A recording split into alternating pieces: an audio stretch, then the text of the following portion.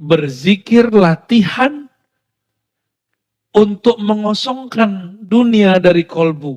Karena kebahagiaan kita setiap kali kita mampu mengosongkan selain Allah dalam kolbu. Kolbu itu bahagianya cuma dengan Allah. Ala bidzikrillah tatmainnul qulub. Jika masuk selain Allah, kolbu gelisah.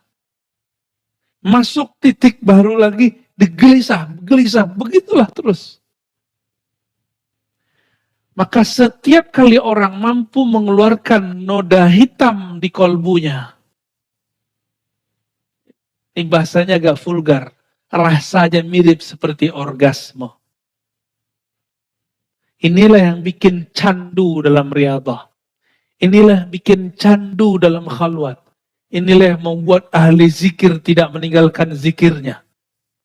Yang membuat ahli khalwat tidak mau meninggalkan mihrabnya. Ya, kalau orang tadi nggak mau lepasin nikahnya karena itu kan, salah satunya sama ini, persis sama, bahkan lebih nikmat, alazzu wa atam.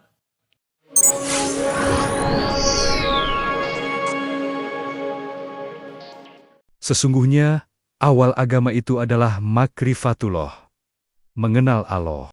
Jemaah subuh yang diberkahi Allah, kita masuk ke bab yang berjudul khalwah, berkhalwat. Berkhalwat secara bahasa berarti menyepi, bersunyi-sunyi. Ya. Khalwat itu bersunyi-sunyi. Gitu bahasa konyolnya lah. Ya. Karena kalau khala artinya sesuatu yang sunyi, sepi. Ini adalah salah satu daripada ruknut thariq. Salah satu daripada rukun thariqah. Rukun tasawuf. Jadi kalau orang belajar tasawuf cuma ngaji-ngaji kitab, itu belum disebut bertasawuf. Cuma baca-baca wirid, belum. Cuma diskusi-diskusi, belum. Masih jauh. Kalau cuma ngaji kitab, namanya ilmu tasawuf. Di kampus banyak profesor doktor pakar ilmu tasawuf. Di pesantren banyak kiai-kiai ngerti kitab tasawuf. Tapi apakah dia bertasawuf? Belum tahu. Maka jangan heran beberapa kiai-kiai yang tidak bertasawuf secara amali, mereka sering malah mengejek ahli-ahli zikir. Usah belajar zikir tergila. Para kiai. Kiai macam apa begitu tuh? Ya. Berhenti aja jadi kiai ya. Kalau nggak mengerti, uskut. Falyakul khairan au liyasmut. Itu sunnahnya. Kita coba lihat penjelasan daripada Imam Zarruq. Imam Zarruq ini salah satu mujaddid dalam ilmu kerohanian. Dia pakar mazhab Maliki dan menguasai tarekat Sufi. Thariqahnya namanya Syaziliyah. Beliau punya kitab banyak dan sangat bagus sekali. Bisa menjadi jawaban bagi orang yang bertanya tentang apa itu tasawuf. Judul kitabnya Qawaidut Tasawuf. Kaedah-kaedah tasawuf. Semua persoalan tasawuf dia jawab. Kata orang kalau udah sufi gila, dia jawab. Kata orang kalau sufi itu nanti meninggalkan dunia, dia jawab. Itu nggak benar semua. Kata orang kalau sudah jadi wali nggak sholat, itu nggak benar semua. Dia jawab dengan dalil yang kuat. Di sini beliau menjelaskan mengenai apa itu khalwah. Kita sudah pernah membahas tentang uzlah. Uzlah itu menjauhkan diri dari keramaian. Masuk ke hutan, masuk ke goa, itu uzlah. Salah satu perintah di akhir zaman, kalau tidak mengerti peta fitnah akhir zaman, dianjurkan untuk uzlah. Ke gunung-gunung, ke hutan-hutan, supaya tidak terkena kekacauan akhir zaman. Berapa lama iktikaf atau khalwat itu? Tadi saya nyebutnya berapa? 40 hari. Ditulis pada sini. Sebenarnya la hadda indal qaum. Ulama-ulama ahli zikir tidak pernah membatasinya. Namun idealnya 40 hari. Seperti Sayyidina Musa. Sebenarnya juga khalwatnya Sayyidina Musa tidaklah 40 hari. Hanya 30 hari. Tapi adab yang ada pada Sayyidina Musa, beliau nggak boleh siwak. Nggak boleh gosok gigi. Begitu di riwayatnya. Selesai berkalam-kalam dengan Allah, itu Nabi Musa nggak tahu makan apa enggak atau perlu 30 hari. Udah sama Allah aja. Tiba-tiba berhenti dialog dengan Allah, dia merasa mulutnya bau. Maka dia ambil akar siwak, dia bersihkan. Berarti dia masih sibuk kepada selain Allah. Maka turunlah Sayyidina Jibril bawa perintah dari Allah. Hai Musa, sempurnakan 10 hari lagi. Jadi para nabi itu dulu kalau melanggar adab, itu tambah itikaf 10 hari, satu adab. Itu nabi dahulu Pak. Kalau ulama sekarang zamannya rukhsah. Bener, mau dirukhsah ya. Tapi masih ada kiai kita yang ketat. Ya, di Banten ada Abu Yamun Fasir ya. Itu kalau datang cuma minum air putih. Berapa hari? 14 hari. Ajib. Itu beliau orang lama hidup di zaman modern. Gitu-gitu. Paham gak maksudnya? Itu orang harusnya hidupnya di zaman sebelum Nabi Muhammad. Tapi adanya sekarang Pak. Itu yang disebut salaf beneran tuh. Ya. Orang salaf tuh begitu. Ini salaf, giliran ini itu bid'ah. Ya, kerja bakti bid'ah. Makan-makan bareng-bareng gak bid'ah. Itu beliau minum air aja Pak santrinya. Dan santrinya gak kabur tuh. Mereka dengan senang hati melakukan puasa, riyadhah, membuang hajat kepada makan dan minum. Hidup-hidup aja tuh beliau malah sehat ya. Lebih sehat dari kita yang makan. Jauh lebih sehat dari ente tuh badannya tuh.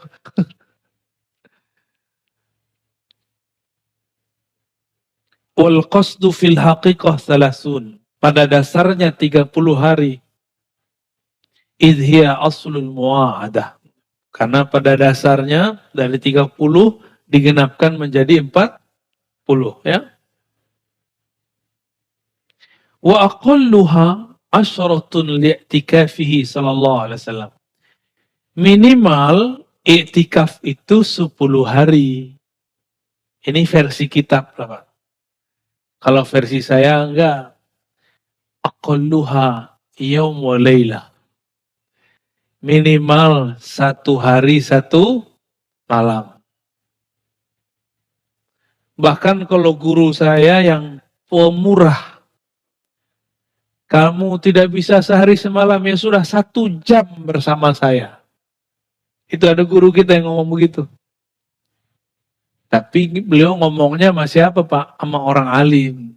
Orang alim bisa menanggalkan kealimannya 1 jam usul kepada Allah. Langsung sampai kepada Allah. Langsung dia diterima di sisi Allah. Orang alim, kalau orang-orang Badung kayak kita ini, gak cukup 1 jam, Pak. Harus berjam-jam, ya.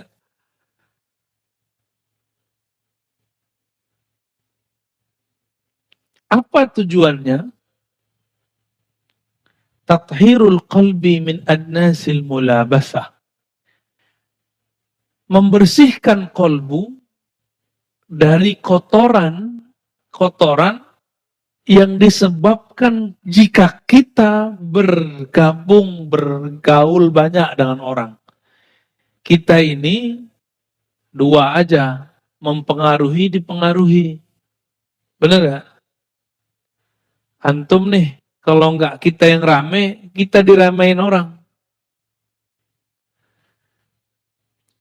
Khalwat itu gunanya supaya mensterilkan kolbu dari kita jadi penyebab orang lain kena noda-noda akhlak. Itu lebih kurang. Wa ifradul qalbi li dzikrin wahidin. Lalu, ini yang tidak ada pada itikaf zaman now. Zaman now itu, lagi-lagi saya katakan, karena yang nyeting itikafnya, yang buat kurikulum itikafnya tidak pernah itikaf yang bersambung sanad itikafnya dari Rasulullah. Jadi itikaf itu ada ijazahnya dari Rasulullah kepada sahabat terus sampai kepada mursyid zaman sekarang. Tiba-tiba ada ustadz pengurus masjid buat itikaf. Lah sanadnya dari mana? Akhirnya buat-buat ala-alaan tadi. Padahal kalau itikaf tidak hanya kemudian meninggalkan kesibukan duniawi, tapi ada tambahannya. Ifradul qalbi li zikrin wahid. Mengkhususkan kolbu membaca satu zikir. Makanya kami dulu, saya alhamdulillah dapat izin dari Allah Subhanahu wa taala di masa masih muda. Sangat muda sekali. Sekarang juga masih muda, Pak. Mudah-mudahan. Sekitar umur 13 tahun kita itikaf cuma ngamalin zikir Allah. Allah. Allah. Itu aja yang saya amalkan. Sekitar 40 hari kita cuma zikir Allah. Allah. Nikmatnya bukan main. Ya. Itulah saya merasakan sholat itu nikmat, baca Quran itu setelah 40 hari nikmat. Selama 40 hari saya cuma boleh baca Quran, baca ba'da asar sebelum maghrib. Aslinya pun dilarang kalau bukan orang santri. Karena kita santri diizinkan. Supaya fokus. Karena nanti setelah itu juga ada namanya khalwat Quran. Khusus Quran aja. Sebelum khalwat Quran, berkhalwatlah dengan yang menurunkan Al-Quran. Maka akan terasa syahdu kalau baca Quran. Benar, setelah 40 hari kita baca Al-Fatihah. Belum selesai 1 ayat, sudah terisak-isak. Lanjut 1 ayat, bertambah rindu kepada Allah Subhanahu wa ta'ala. Karena bertemulah zikir lisan dan zikir kolbu. Jika dia bertemu, terjadilah kerinduan yang mendalam. Bergetarlah kolbu. Kenapa kita ini baca Quran gak bergetar? Karena baca Quran pakai nafsu. Pengen tamat 1 hari, 1 juz. Itu namanya pakai nafsu. Boleh begitu, tapi ada tekniknya. Ulama kita dulu ada tekniknya, Fahmi Bisyauqin. Ya, yang ngerti, yang pernah nyantri itu paham maksud saya. Fahmi Bisyauqin itu sekitar 7 hari khatam. Seminggu khatam. Khatam Quran. Fahmi, Fa Al-Fatihah, Mi, Mim, Al-Ma'idah. Dari surah Al-Fatihah sampai Al-Ma'idah. Berapa juz tuh? 4 atau 5 ya, 4,5 lah ya. Itu ada tekniknya. Dan kita pun dapat sanadnya itu. Jadi riyadhah itu, zikir itu kalau nggak dapat sanadnya, tidak ada disiplin di situ. Orang kerja aja kalau nggak ada panduan juknisnya, itu nggak disiplin. Apalagi urusan begini. Tapi betapa egonya manusia. Giliran urusan agama, apa kata dia? Saya juga bisa sendiri kok. Juga bisa tanpa guru kok. Itu namanya sombong. Imam Ghazali untuk zikir begini, itu ngaji dulu kepada Imam Abu Ali Al-Farmadi. Sebelum ketemu, Imam Abu Ali Al-Farmadi berguru ke imam-imam yang lain. Imam Abu Al-Farmadi berguru kepada Imam Kushairi, pengarang kitab Ar-Risalah Kushairiyah. Imam Kushairi sering tahan penjelasan. Maka Abu Ali Al-Farmadi minta izin. Wahai Tuhan, izinkan aku ngaji kepada kawan engkau yang di luar kota. Namanya Abul Qasim Al-Kharkani. Maka dia pindah ke sana. Semua masalah batin dia diselesaikan oleh Imam Al-Kharkani. Abu Ali Al-Farmadi ulama besar. Karena dia besar, muridnya juga ulama besar. Imam Abu Hamid Al-Ghazali. Jadi orang, Pak. Jadi orang tuh Imam Ghazali. Karena berkah yang mendidik dia orang besar. Kita yang didik diri kita sendiri. Kita belum tentu wali. Akhirnya gak jelas. Ya. Apa kata beliau? Ifradul qalbi li dzikrin wahidin wa haqiqatin wahidah.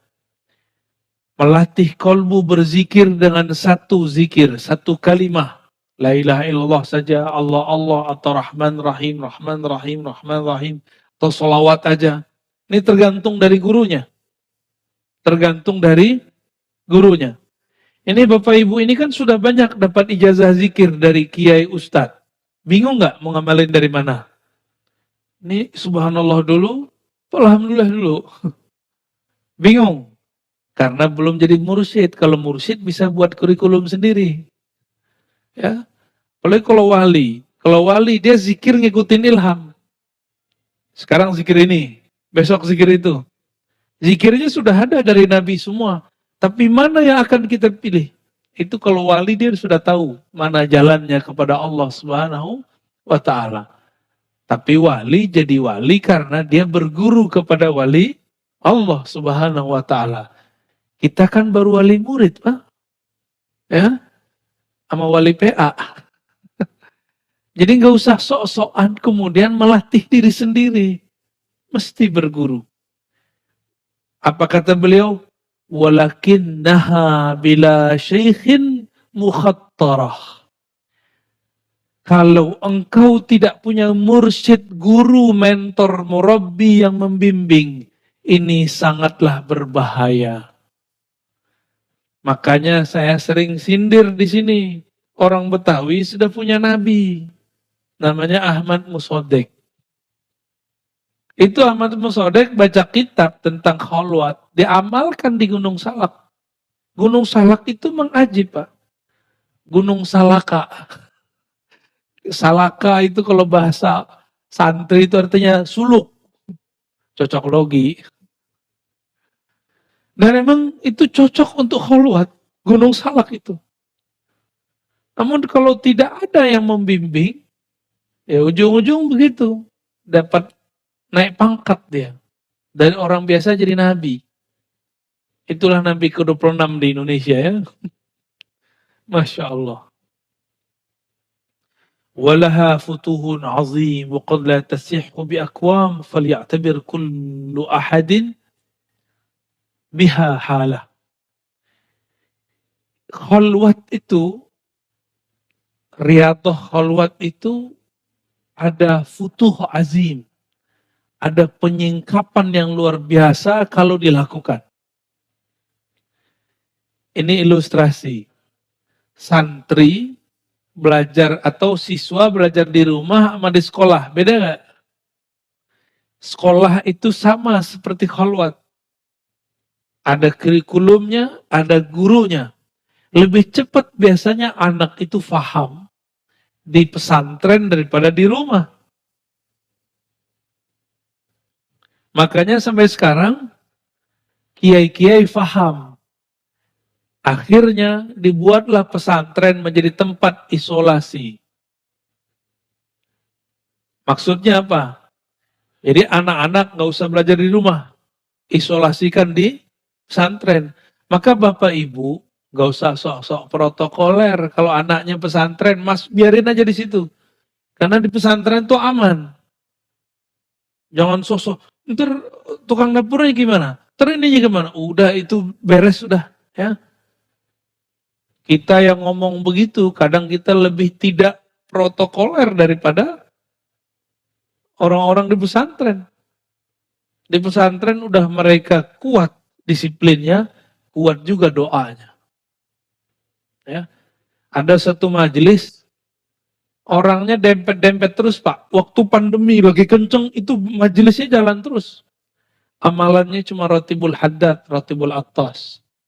Dan tidak ada satupun majelis, orang majelis kena corona.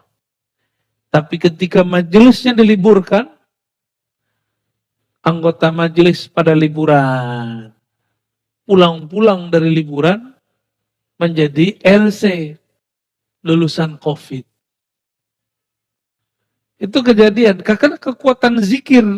Ketika dia keluar, dia tidak dijaga lagi di zikir.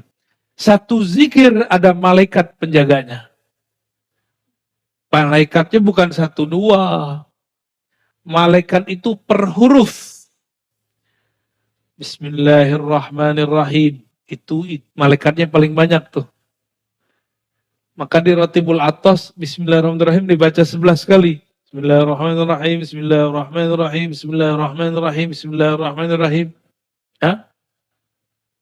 Karena di situ ada asrar yang luar biasa. Cuma kita kan nggak ngerti, main baca-baca aja ya. Akhirnya nggak punya adab lagi baca, padahal malaikat lagi hadir. Ini majelis begini aja malaikat banyak hadir Pak. Maka malu sama malaikat ya. Jaga-jaga adabnya. Jangan ingat-ingat duniawi di sini ya. Waqad la tasihhu bi aqwamin. Namun ingat-ingat, khalwat itu tidak cocok untuk sekelompok orang. Contoh, pemimpin sama guru sama karyawan, cocok nggak? Pegawai PNS, cocok nggak? Kecuali dia dapat cuti.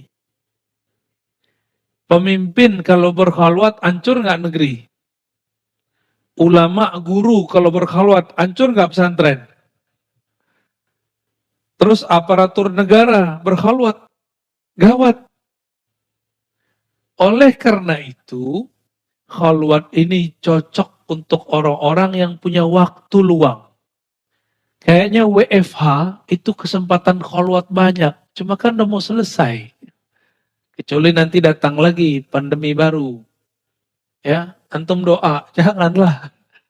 Dia bakal datang-datang sendiri, nggak usah doa. Ya.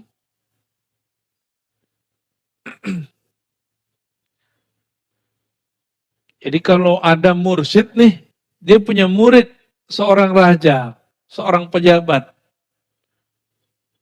Jika mursyidnya tidak kamil, tidak sempurna, maka dia suruh itu raja tinggalkan kepemimpinannya. Nah, ini gawat itu. Ya, sok-sok jadi mursyid, berarti dia belum selesai kemursidannya. Dia punya murid seorang kiai. Lagi gak musim liburan, disuruh tinggalkan majelis. Nah, ini terjadi di beberapa tempat. Bubar, pesantrennya bubar. Pesantren bubar, ya. Nah, ini kejadian juga, ini di Torikot. Begitunya terjadi di jemaah tabligh, Pak. Ya.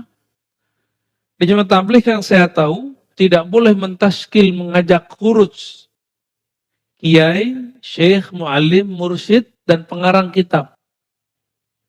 Karena kalau mereka diajak, maka sendi-sendi agama jadi longgar. Betul kejadian. beberapa sahabat kita punya pesantren, diajak khuruj, hancur pesantren, hilang, mati pesantrennya. Karena memang khuruj itu asik. Khuruj itu kita dari sini pindah lagi, pindah lagi. Jadi pengalaman kita ganti-ganti terus. Kalau di pesantren, bosen Pak ngeliat santri. Oh dia lagi, dia lagi, dia lagi. Tapi betapa kiai-kiai itu sabar. Kadang udah begitu masih dibentak sama orang tua santri. Ini tidak termasuk santri saya. Kalau naruh anaknya di pesantren, terlalu kritis sama kiai. Terlalu banyak maunya di pesantren. Udah Pak, kalau punya anak, taruh pesantren, taruh aja udah. Terserah Pak Kiai. Yang penting didik anak saya. Anak saya sekarang anak Pak Kiai. Mau dijewer kan, mau diapain, biarin. Kalau anak ngadu, saya dijewer sama Ustadz. Kita jewer ulang Pak. Kamu nanti lapor lagi, saya jewer ulang. Gitu seharusnya. Begitu saya dulu dididik. Ya. Kita lapor sama bapak, habis dipukul sama guru. Guru saya itu guru bapak saya juga. Habis dipukul nih, dipukul ulang. Besok kau lapor lagi, awas. Gak ada lagi Pak, kita lapor-lapor. Itu baru baca Quran kami itu. Belajar Quran aja begitu. Kalau sekarang gimana? Gurunya digebukin sama wali santri. Antum hati-hati, guru itu makomnya wali am, wali umum. Dia kekasih Allah. Sakiti mereka, tunggu kualat hidup antum seumur hidup. Apalagi kalau dia punya sir, dia wali khusus di sisi Allah. Sakiti mereka, tunggu celaka aja kita ya. Ini bukan nakut-nakutin, emang menakutkan. Imam Bukhari itu guru. Diundang oleh Raja Ahmad bin Khalid untuk private anaknya di istana. Imam Bukhari untuk dapat satu hadis dia tempuh ribuan kilo.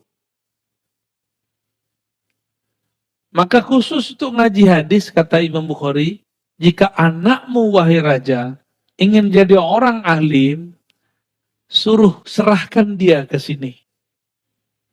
Jangan aku yang ke sana. Tersinggung rajanya. Maka dia sakiti Imam Bukhari. Akhirnya Imam Bukhari terpaksa keluar dari kota kelahirannya Bukhara. Dikejar-kejar oleh askar. Dikejar-kejar terus. Sampailah beliau kemudian di kota Samarkand. Karena Samarkand ini agak ramai, susah mencari Bukhari. Tapi beliau sudah capek, kelelahan.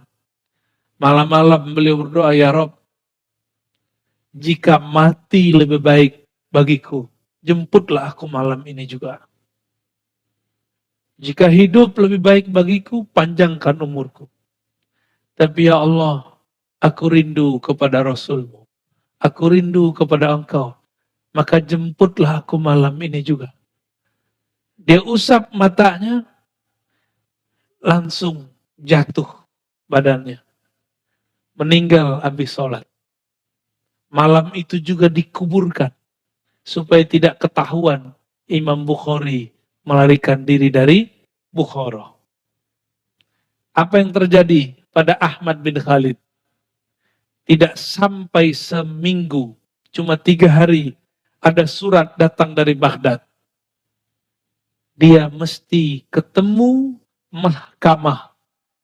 Hakimnya saat itu langsung sultan atau rajanya, atau khalifah. Dia terbukti korupsi dan zalim, langsung dimasukin penjara, tidak sampai sebulan, mati terhina dalam penjara. Itu nyakitin ulama tuh. Ya. Kalau ulamanya beneran ya. Kalau ulamanya nggak beneran, nggak kualat-kualat.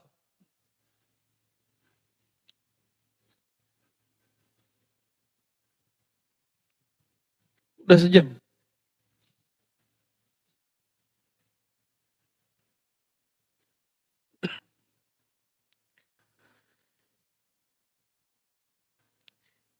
Oleh karena itu, berkhalwat itu inqita'anil bashar li fatratin mahdudah.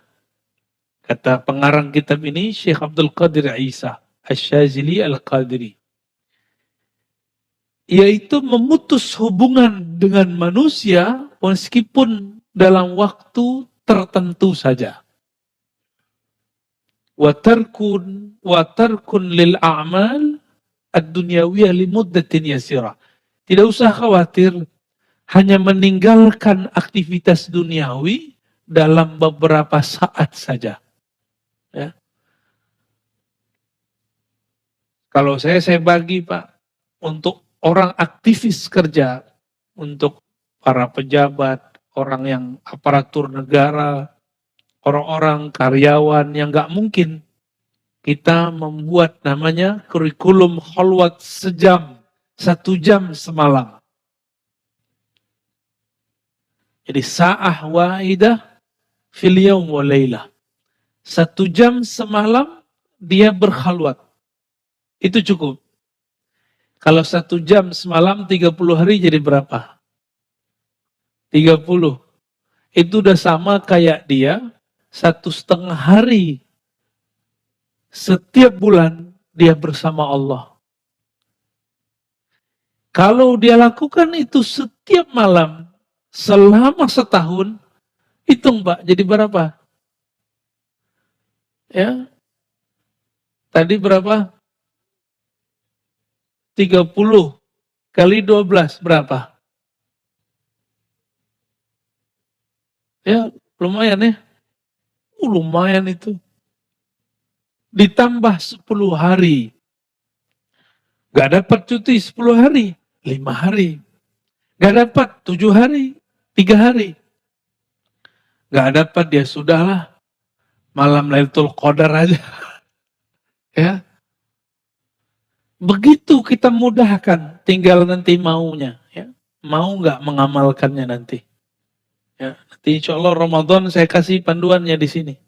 Ya. Kasih panduannya, kita kasih daurahnya sebelum Ramadan atau pas pertengahan Ramadan, silakan nanti diamalkan. Insya Allah. Teringetin ya Basit ya. Biar beramal itu ada panduannya. Karena kalau di tempat saya nggak muat Pak. Tempat kita masih kecil. Tempat kita cuma ruku. Nggak mungkin itikaf di situ banyak-banyak. Semoga ntar ada tempat yang bisa kita jadiin tempat ngaji plus tempat khalwat. Insya Allah. Ya. Jadi nggak hanya ngaji-ngaji doang kita. Tapi kita juga praktek langsung insya Allah. Walaupun cuma 1 jam. Setiap hari. Ya. Bapak Ibu seneng nggak nonton satu judul? Ya. Filmnya kita suka genrenya. Khalwat itu kalau sudah tahu tekniknya mirip kayak nonton. Tahu-tahu sudah 2 jam. Gitu. Tahu-tahu udah sehari semalam. Ada orang, teman saya, kerjanya nonton terus dibayar Pak. Tahu-tahu udah 2 hari. Dapat duit. Kan enak tuh ya. Tapi nggak usah khawatir. Kalau ini Bapak bukan lagi cari materi. Berzikir latihan untuk mengosongkan dunia dari kolbu. Karena kebahagiaan kita setiap kali kita mampu mengosongkan selain Allah dalam kolbu. Kolbu itu bahagianya cuma dengan Allah. Ala bidzikrillah tatmainnul qulub. Jika masuk selain Allah, kolbu gelisah. Masuk titik baru lagi, gelisah. Begitulah terus. Maka setiap kali orang mampu mengeluarkan noda hitam di kolbunya. Ini bahasanya agak vulgar. rasanya mirip seperti orgasme. Inilah yang bikin candu dalam riyadhah. Inilah yang bikin candu dalam khalwat. Inilah yang membuat ahli zikir tidak meninggalkan zikirnya. Yang membuat ahli khalwat tidak mau meninggalkan mihrabnya. Ya. Kalau orang tadi nggak mau lepasin nikahnya karena itu kan. Salah satunya sama ini. Persis sama. Bahkan lebih nikmat. Aladzu wa atam. Ya.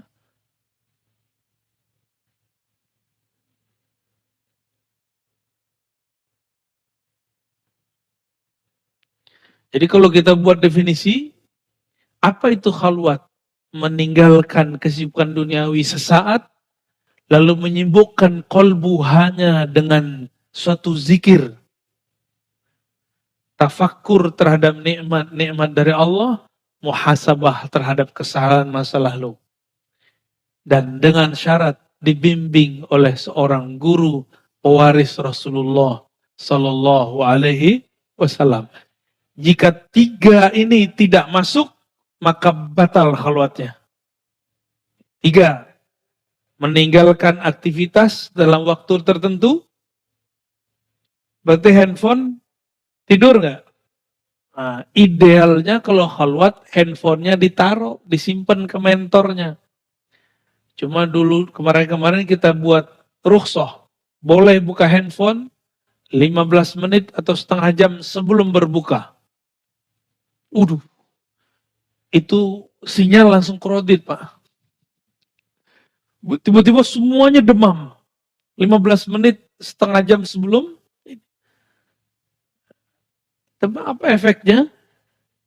Dalam setengah jam itu mereka lupa kepada Allah. Tapi gimana lagi? Gak begitu, gak ada mau khalwat. Gak apa-apalah. Ya, habis itu kita hantam lagi, hajar lagi dengan zikrullah. 2. Yang ketiga apa tadi? Ya, yang pertama meninggalkan. Yang kedua tadi zikir khusus. Yang ketiga dibimbing oleh seorang guru. Ya, guru ini misalnya punya tim. Nah, dibimbing oleh tim-tim dia ini yang sudah punya pengalaman. Insya Allah khalwatnya, itikafnya nanti berefek ke dalam diri. Ya.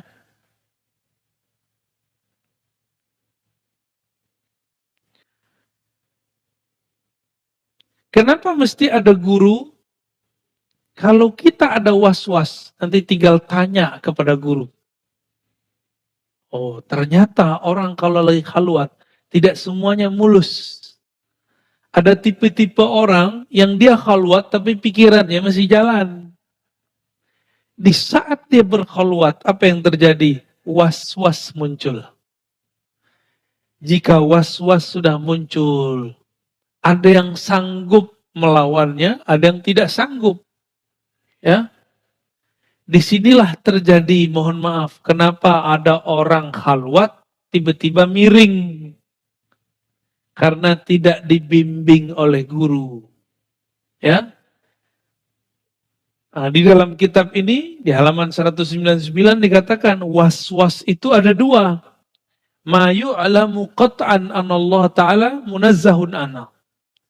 Was-was yang datang dari setan dan diketahui secara pasti. Apa itu? Jika was-wasnya tentang sesuatu yang bertentangan dengan akidah. Tiba-tiba ada bisikan. Allah dicipta dari apa? Allah tinggal di mana? Ya. Atau ada bisikan. Anallah, anallah, aku Allah, aku Allah. Itu pasti batil. Itu pasti batil. Ya. Siapa yang membisikkan itu? Syaitan. Maka disebutkan dalam surah Al-A'raf. Ya. Wa imma yanzaghannaka minasyaitani nazghun fasta'iz billah innahu sami'un alim. Jika ada tarik-tarikan daripada syaitan, maka berlindunglah kepada Allah. Ya.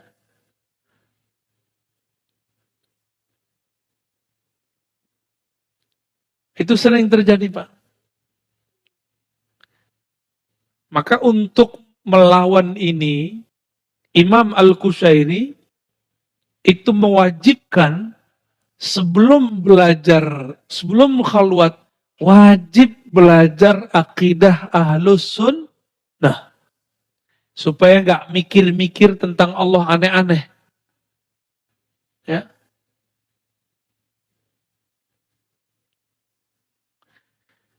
Lalu ada yang bukan was-was. Dia ilham. Mimpi. Ilham mimpinya barangkali mengganggu dia. Tapi tidak menyimpang. Nah, hal ini harus dilaporkan kepada mentornya. Mentornya harus lapor kepada gurunya. Nanti ketahuan itu ya. Teruskan ambil atau tidak. Jadi itu ada teknik-tekniknya. Beberapa murid kalau zikir, kadang-kadang dia halu. Yang datang setan, tapi nyerupai wali. Bisa Pak, wali masih bisa diserupain sama setan. Yang tidak bisa diserupain oleh setan, cuma Nabi Muhammad SAW. Wali punya korin nggak? Korinnya bisa datang. Tapi Bapak kalau tahu nama ruhaninya si wali, tinggal sebut namanya.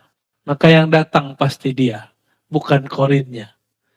Maka saya tidak percaya dengan semua mimpi orang atau pengalaman batin orang ketemu Syekh Abdul Qadir, Syekh Syazili, Syekh Ahmad bin Idris Al-Idrisi. Saya nggak langsung percaya. Ya. Nah ini ada pengalaman. Saya baru dari Banjar asli Pak, ini kan Banjar palsu ini, Banjar Wijaya.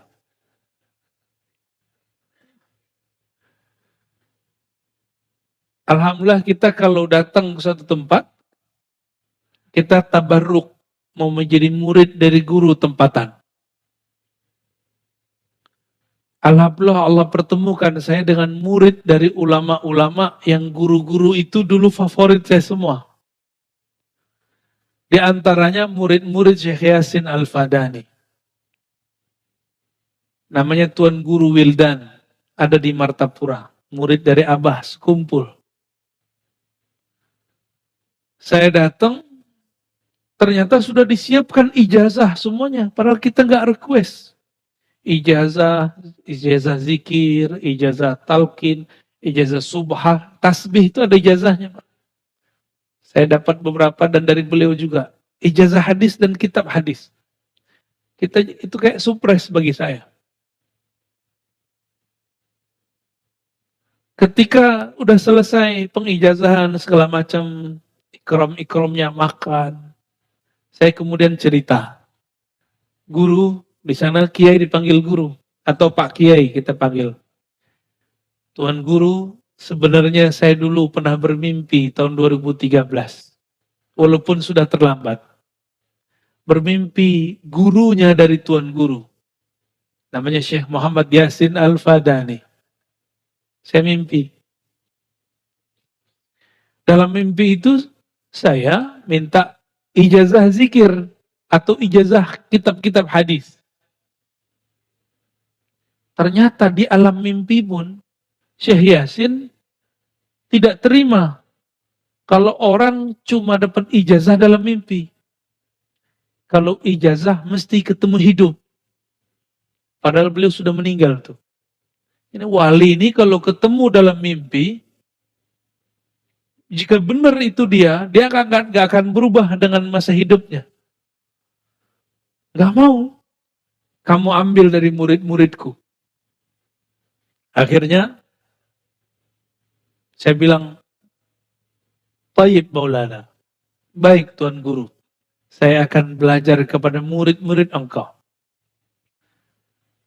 Saya sampaikan itu kepada Guru Wildan. Ya. Ternyata beliau ngomong ke salah satu muridnya yang khidmah kepada beliau. Ketika kami sudah keluar, sudah balik, sudah pulang, jika mimpinya ketemu setan yang menyerupai guru saya, pasti setan bilang, aku ijazahkan kamu dalam mimpi. Tapi jika itu benar ruhnya Syekh Muhammad Yasin Al-Fadani, guru saya, maka dia akan mengatakan seperti beliau berkata masih hidup, ya, tidak sah ijazah lewat mimpi. Ijazah itu mesti ketemu hidup. Maka saya dengan wasiat dalam mimpi itu wasiat mimpi loh Pak, pengalaman itu.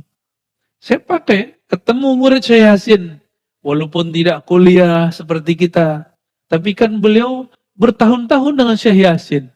Ilmunya di atas semua profesor, ilmu mereka lebih tinggi lah dari kita. Ijazah sanadnya lebih tinggi. Nah, pengalaman itu kita sampaikan, guru ini ngerti. Jadi baru Tuan Guru Wildan ini yang menjelaskan. Ini ciri-cirinya. Kalau yang dia temui dalam mimpinya guru saya, pasti guru saya dalam mimpi tidak mengijazahkan. Maka nih siapa saja yang mimpi Syekh Yasin, dijazahkan dalam mimpi, itu bukan Syekh Yasin. Ya, itu mungkin korinnya, ya. Korinnya nyamar jadi Syekh Yasin. Orang minta ijazah, wah nggak enak nolak. Ya. Nah ini baru pengantar kholwat nih Pak. Minimal sudah cukup ya. Di dalam Al-Quran banyak dalil tentang cara kholwat. Misalnya surat Al-Muzammil ayat 8. Ini sebagai penutup. Wazkurisma rabbika wa tabattal ilaihi tabtila. Sebutlah nama Rabbmu. Tinggalkanlah selainnya. Fokuslah kepadanya. Itu yang disebut tabattul. Ini dalil berkhalwat. Surat Al-Muzammil ayat 8. Ya. Tekniknya langsung ada, caranya langsung ada. Karena ini Nabi Muhammad, gurunya langsung Allah. Ada yang bisa langsung berguru kepada Allah? Hah? Kalau iya, antum aja jadi guru saya ya. Wassalamualaikum warahmatullahi wabarakatuh. Assalamualaikum.